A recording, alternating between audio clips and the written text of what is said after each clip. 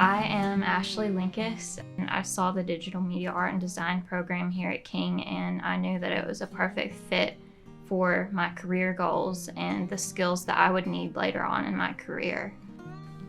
I got started at the Birthplace of Country Music in September 2021, where I volunteered with the King DMAD program, and I got to help monitor the social media engagements that came through during the festival weekend. And after that, I reached out to the organization and secured a marketing internship.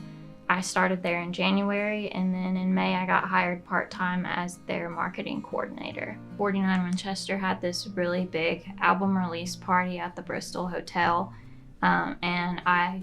since I work at the Birthplace of Country Music, I was photographing that event for our social media accounts.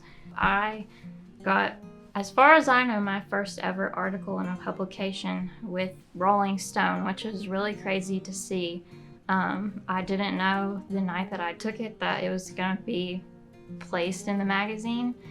Their manager came up to me and wanted me to come after the show onto the stage, get on the drum riser, and take a photo of the band to post on social media the next day. That kind of had the big giant crowd in the background, so they rotated the lights out where you could see everything.